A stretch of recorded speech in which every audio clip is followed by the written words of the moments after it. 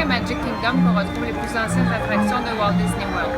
Certaines d'entre elles sont une copie exacte des attractions qui étaient ouvertes à l'ouverture de Disneyland en Californie en 1955. D'autres sont légèrement différentes des attractions d'origine. Chaque fois que j'entre à Magic Kingdom, j'ai l'impression de me retrouver dans l'univers de ce grand visionnaire qui était Walt.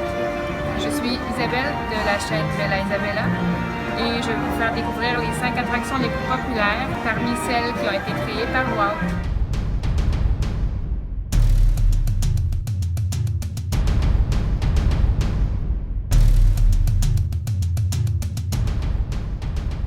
Jungle Cruise, c'est un tour dans des rivières de l'Amazonie et d'autres grandes rivières des jungles à travers le monde. Disney, en fait, il voulait avoir des vrais animaux dans son attraction, mais comme il s'est rendu compte rapidement que les animaux ne restaient pas où est-ce qu'ils voulaient puis ne faisaient pas ce qu'ils voulaient, ben, il a décidé de mettre de faux animaux là, dans l'attraction pour que ça puisse être toujours comme il voulait. Et petit fait intéressant, l'eau dans l'attraction, elle a l'air brune verte, mais en fait, il la colore pour qu'elle ait cette couleur-là.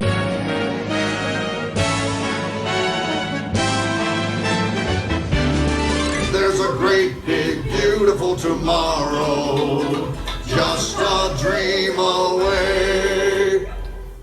The Carousel of Progress was Walt's own idea from beginning to end. He loved it. He introduced the show at the World's Fair in New York City in 1964, and it was an immediate smash hit. L'attraction a été à Disneyland après le New York World's Fair de 1967 à 1973 et depuis 1975, elle est ouverte ici à Magic Kingdom. Le Carrousel du Progrès est une attraction où on voit 4 tableaux de différentes époques. On commence avec le début du 20e siècle, puis les années 1920, les années 1940 et finalement le futur. Chacun des tableaux représente une fête.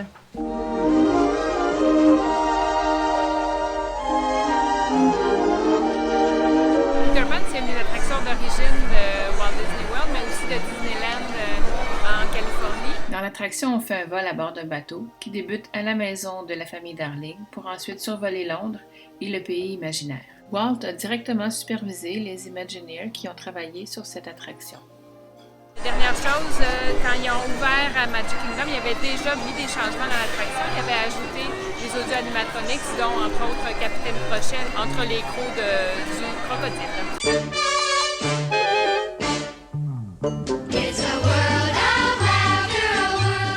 L'attraction It's a Small World a elle aussi été créée par Walt pour l'exposition universelle de New York en 1964. Le très connu tour de bateau musical nous fait faire le tour des 7 continents, tout en nous faisant entendre le chant de près de 300 poupées audio-animatronics.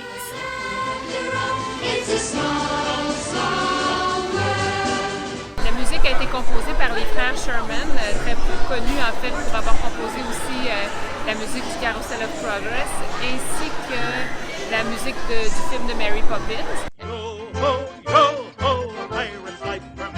L'attraction Pirates des Caraïbes est une attraction très populaire. En fait, c'est la dernière attraction sur laquelle Walt a travaillé. C'est à partir de cette attraction-là que les films de Pirates des Caraïbes ont été faits et non l'inverse. Donc, les personnages de Jack Sparrow et les autres personnages des films ont été rajoutés par après. Cette attraction-là a ouvert quelques mois après la mort de Walt. Il n'a même pas vu la version finale. J'ai lu quelque part que les Imagineers ils ont fait faire le tour de bateau, en fait pas en bateau, mais en fauteuil roulant, ils ont fait faire le tour de l'attraction avant qu'ils mettent l'eau et les bateaux. Puis ici à Magic Kingdom, l'attraction a ouvert quand même 2 ans après l'ouverture du parc. Alors voilà, c'est une attraction à voir.